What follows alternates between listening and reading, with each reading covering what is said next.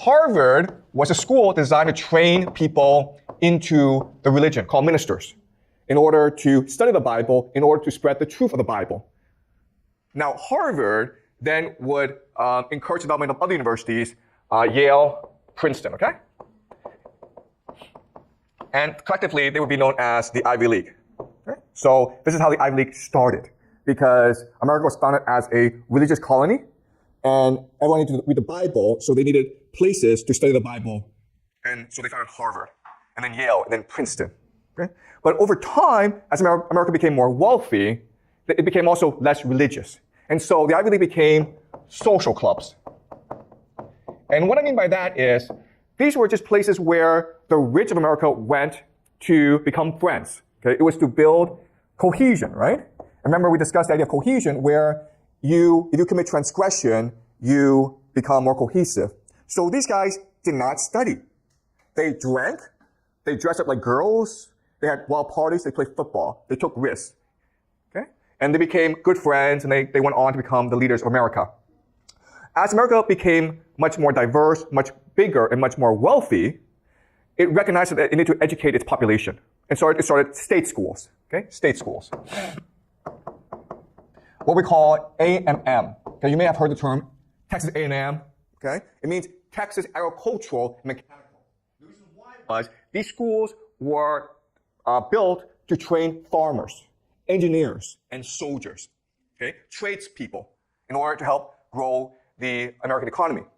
Now, and this system was extremely successful. America was able to industrialize really, really quickly. And most people went to these schools. Only the rich would go to the Ivy League because they were country clubs or social clubs.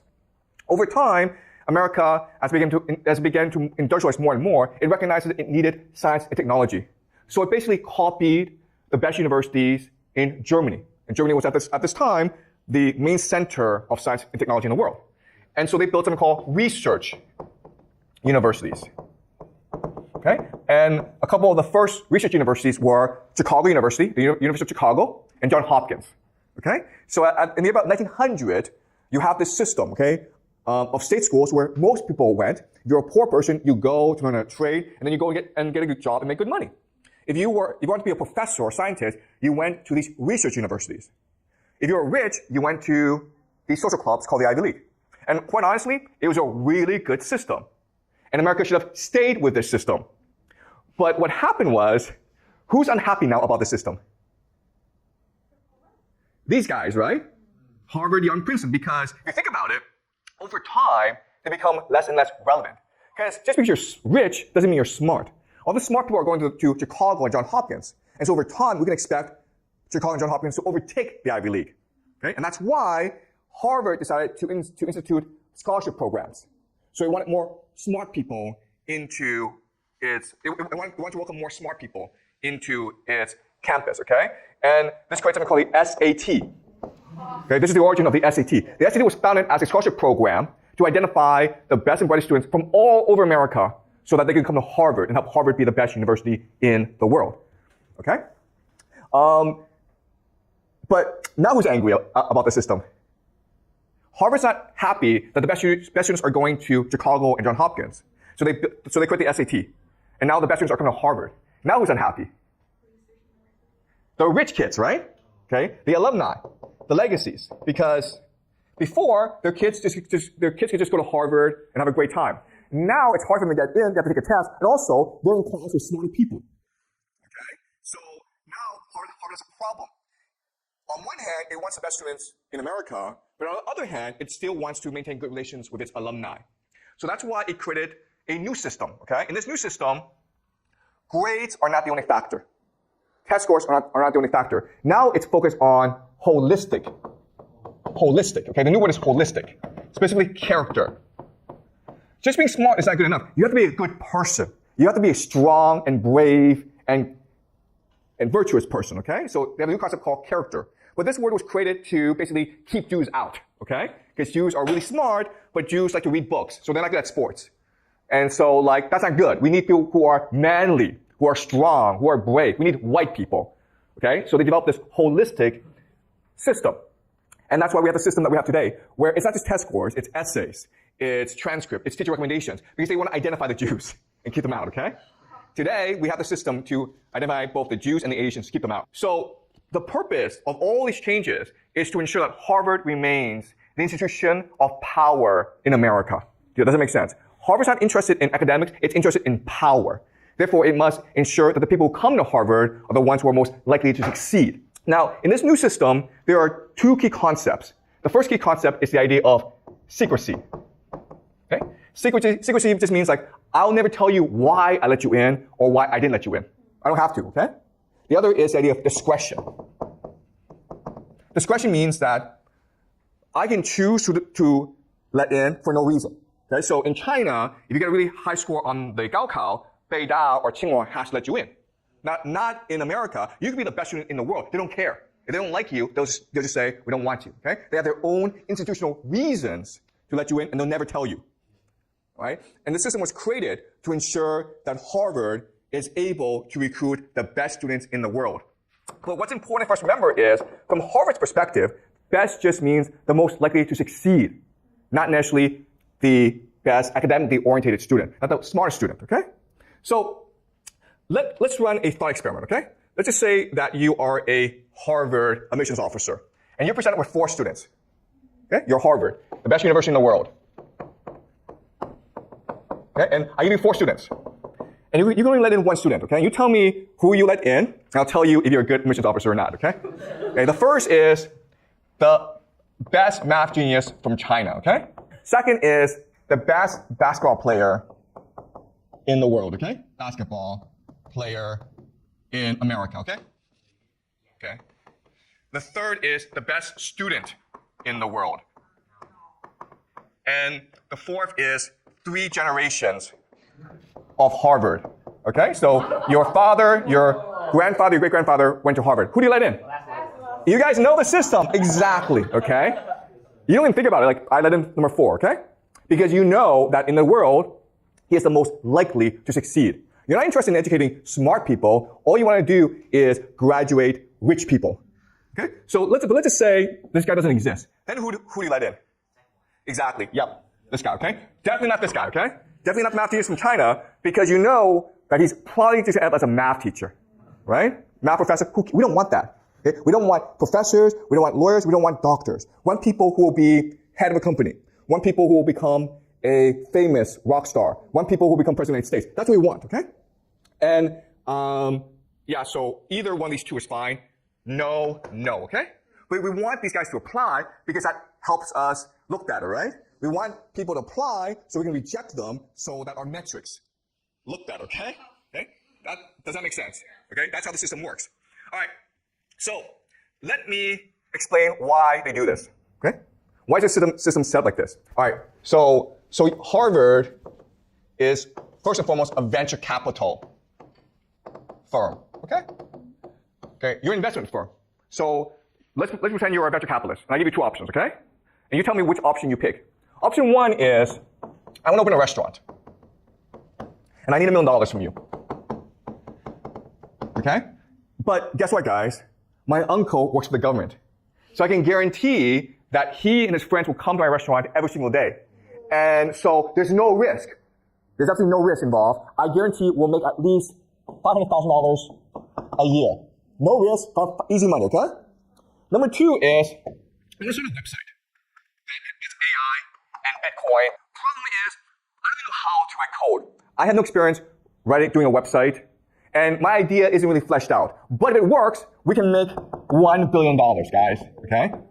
So, option 1 is low risk, really good plan, solid returns, $500,000 a year, okay? Option 2 is concept, vague idea. I have absolutely no experience doing any of this, but we could possibly make $1 billion. Okay? Which option do you take? Okay. You always take this, guys. Okay? Right? Because you don't need $500,000. That's boring. You want $1 billion, and that's the mentality of Harvard. You understand? They want to take a risk on you. They don't want students who are solid and who become a professor. That's boring. Okay? They want crazy people who will change the world because that makes Harvard look good.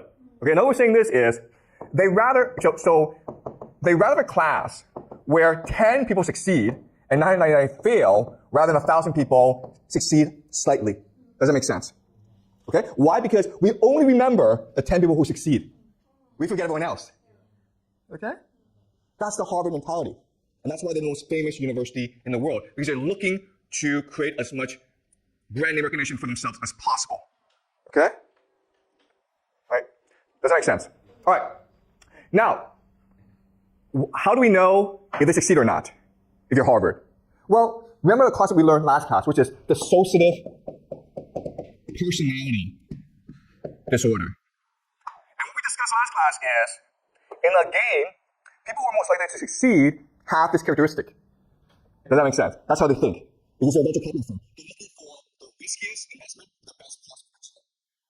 They're looking for people who can become president of the United States, who can change the world, who can make a name for themselves. Because if they do that, that makes Yale look good.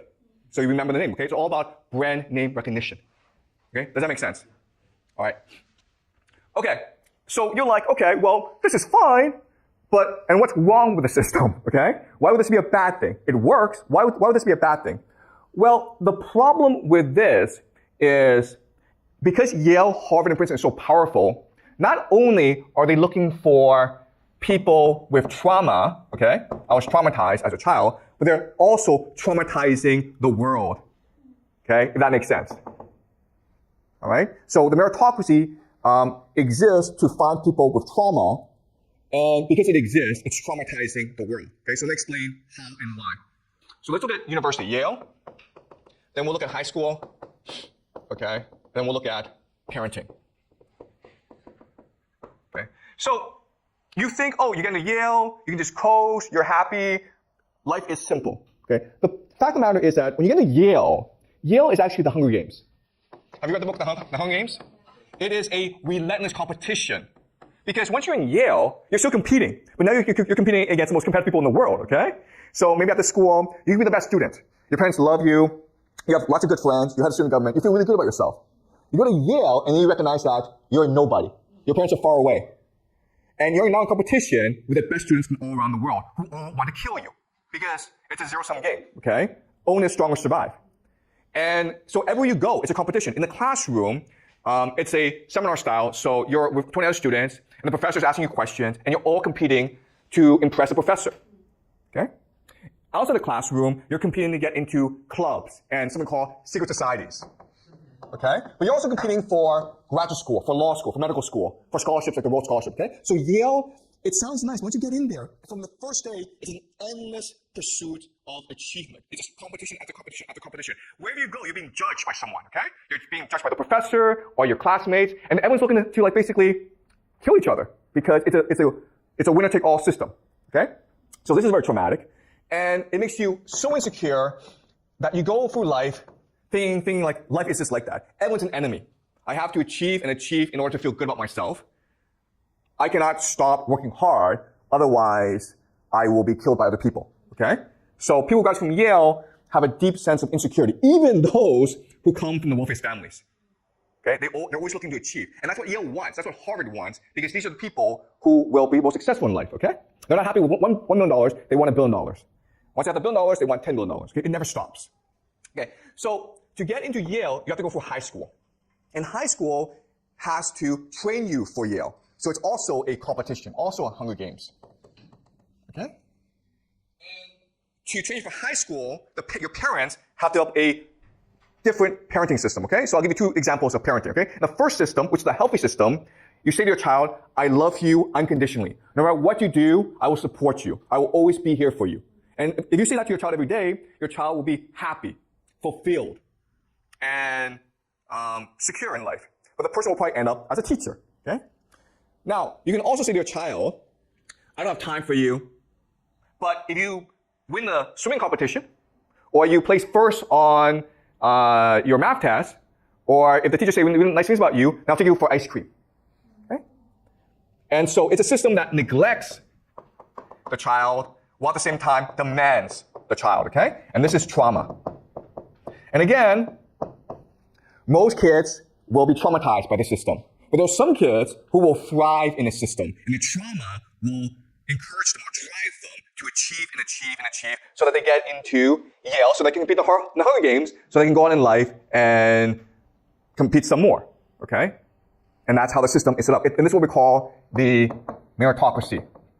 And as I'll explain to you later on, it is destroying America and the world. All right? So that's how the system is set up. Let's go. Okay. So from this graph, what you can see is this. In the year 1875, the best universities in the world were actually not in America. They were in Germany. Germany was producing the most Nobel Prize winners. Second was France, followed by the UK, okay? And America was non-existent. But because of its investments in research universities, it started to move up and up. And then it won World War II, so now it can import all these German scientists. And that's why it dominates today. So the best universities in the world are now in America, Harvard, Yale, and Princeton. Okay? Now, as each university gets better and better, they're letting more students, okay? And as you can see, more and more American students are now going to college. Before, in 1940, it was only about 5% of all males who went to university. Today, it's almost, it's 35% basically, okay? So that's a huge step. And you would think that with the increase in college graduates, America will become a much more equal society, right? Well, the opposite has happened, okay? America has become a much more unequal society. There's something called the Gini coefficient, which measures inequality. And as you can see, these past 20 years, it's gone way up. It's among the highest in the world. Meaning America right now is one of the most unequal societies in the world, even though over a third of its young people go and graduate from college.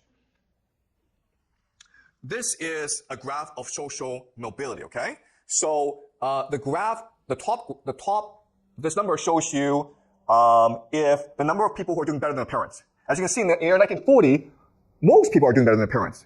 But over time, no one's doing better than their parents, okay? So your generation, you will not do better than your parents, most of you, okay? Income inequality has gone way up in the United States. The top 1% control most of the wealth in the United States, as you can see from this map, okay? So even though America has become wealthier, it's actually going to just the 1%. At the same time, universities are becoming much more expensive, okay? So this is leading to student debt. And you can see how student loans has gone way up. So in America, student debt is the only type of debt that you can never, ever get rid of. You can't declare bankruptcy. This debt cannot be gotten rid of, okay? When you die, it passes on to your children, okay?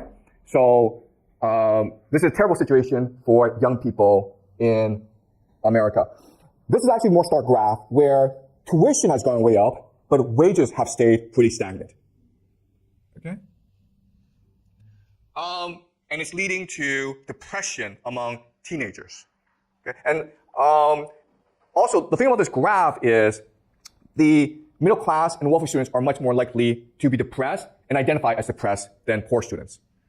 Right? So this is leading to a crisis in America.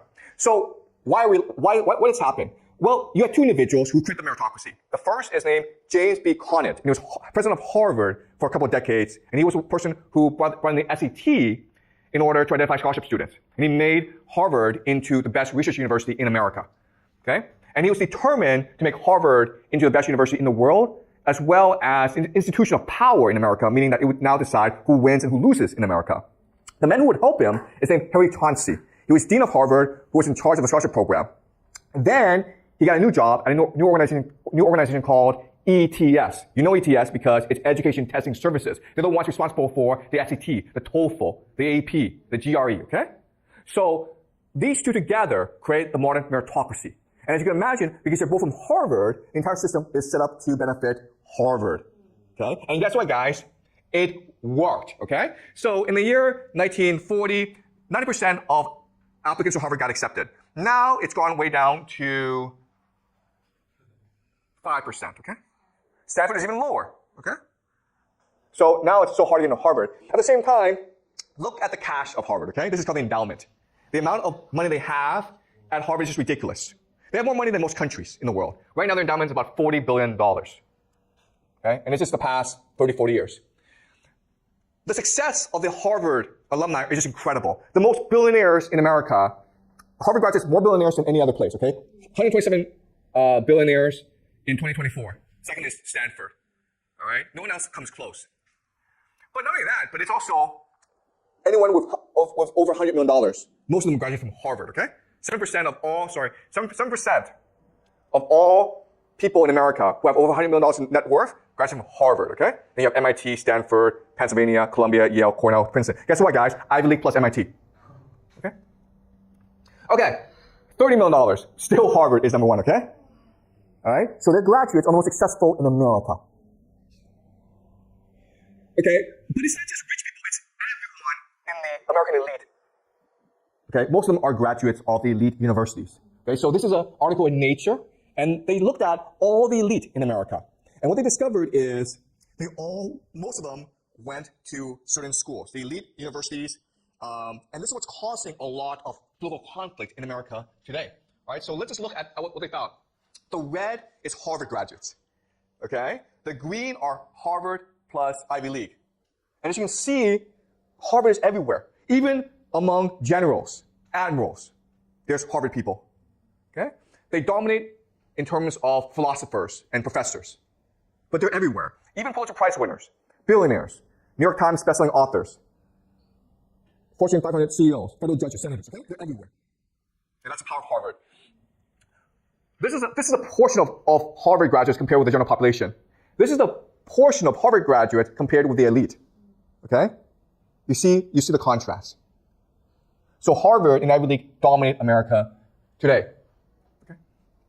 Now, what's amazing is Harvard people don't know they dominate Harvard. They don't know they're elite. So they did a survey, and so they asked people in these elite organizations, how many people do you think in this organization went to Harvard and other elite universities? So the red is the actual number, the blue is the estimate. So Harvard, Ivy League don't even know they dominate America. Okay? If you ask them, like, no, it's conspiracy theory. No, you're spreading conspiracy theories. We're just average people. There's no way Harvard controls America. All right? Now, as I mentioned, at Harvard, just going to Harvard is not enough. You have to join the elite social clubs, the social secret societies. So at Harvard, there's a place called, at Harvard, everyone wants to join a porcelain club, okay? At Princeton, it's the Ivy Club. These are secret societies. Well, they're not really secret, but they're senior societies, okay? The clubs that everyone wants to join. At Yale, it's Skull and Bones.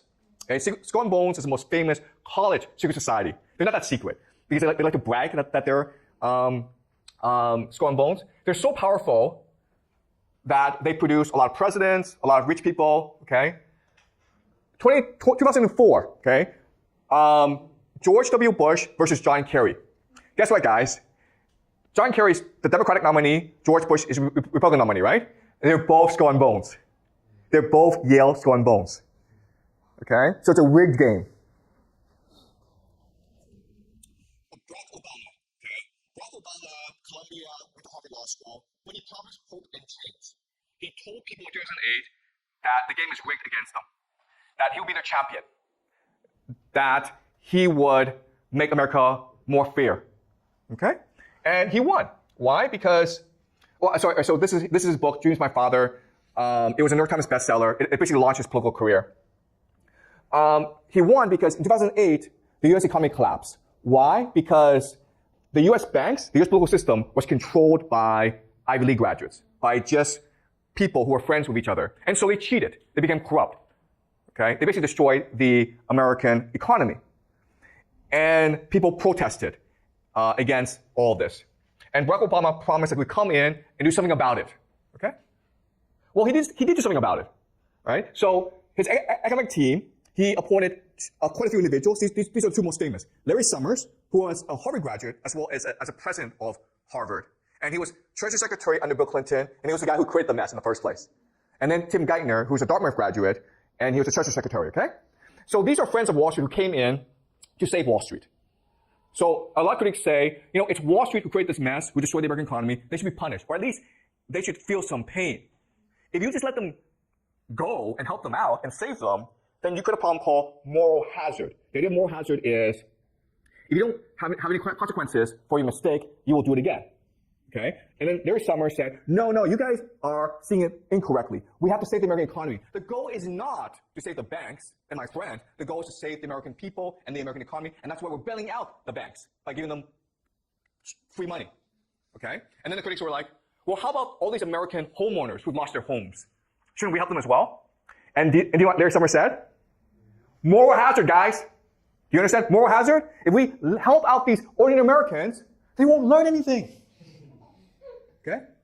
So, as you can see, people were angry. The banks got saved, the people got screwed over. And guess what, guys? Because of this, who did we get? This guy. Okay? This is why he won. There were millions of Americans who voted for Barack Obama because he promised hope and change. And then they voted for Donald Trump because he promised to destroy the system. Okay? That's why we have Donald Trump. Now, funny story about Donald Trump and Barack Obama. So Barack Obama and Donald Trump were always adversaries. In fact, Donald Trump led a movement which accused Barack Obama of not being born in America. He's born in America, but Donald Trump is saying, no, he was actually born in Nigeria. His father is from Nigeria. So Barack Obama made fun of Donald Trump. 2011, there's a big dinner, the White House Correspondents' Dinner, where Barack Obama gets on stage and he makes fun of Donald Trump. Okay? He says, hey, if Donald Trump ever became president, this is what the White House would look like. It'd be a casino. Okay? And this is funny, right? Donald Trump was in the audience that day. And everyone was laughing at him. And that's what motivated Donald Trump to become president of the United States. Okay? So thank Obama for Donald Trump. Without Obama, there would be no Donald Trump. Okay, so it's not just Barack Obama. It's a lot of people in the American political class. They're just soulless robots, okay? This man is J.D. Vance. He's the vice president for Donald Trump. Like Barack Obama, he wrote a book, a bestseller called Hillbilly Elegy, and it's possible he becomes president of the United States as well. Now, you may not know this, but when he first came to prominence, he opposed Donald Trump. He thought that Donald Trump would be a fascist and be a dictator and all that. And then suddenly he changes his opinion. And so Donald Trump is the greatest guy in the world.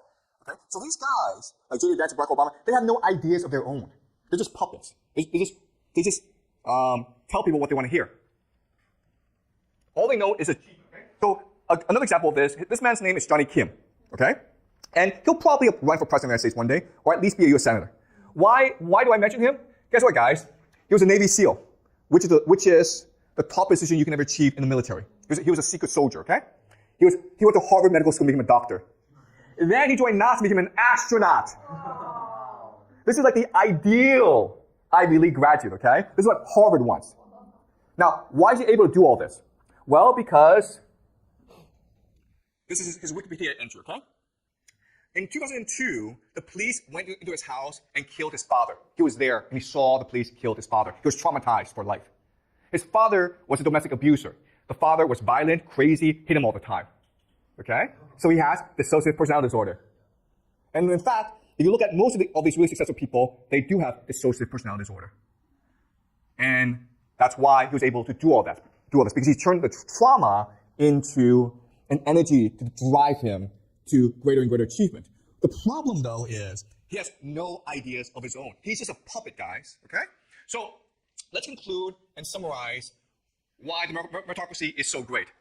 It creates this extreme inequality in America, okay? So it destroyed the school system because all people care about are their grades now, right? People don't even care about learning anymore. All they want are the grades. In fact, if you get a bad grade, you'll probably complain to the teacher. In which case, the teacher's now afraid to teach you because if the teacher tries to challenge you, make you a better student, you'll just complain, okay? And if you don't succeed, your parents will come and complain, okay? Traumatized children, okay? Okay? If you look at the rate of mental illness in China, in America, it's just insane. Death of the American dream and social mobility, you're not going to be richer than your parents. You're just not. Concentration of wealth, power, and status in the 1%.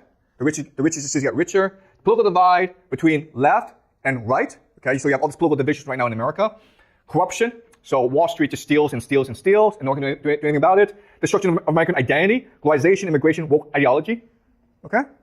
Incompetent mismanagement. You look at COVID. You look at the fact that America now has $37 trillion in debt. An elite that is soulless, mediocre, and unimaginative. Okay, Barack Obama, J.D. Vance, this guy, Johnny Kim. Okay, they're just robots. Oh, and Donald Trump. Okay, so thank you, American meritocracy, for destroying the world.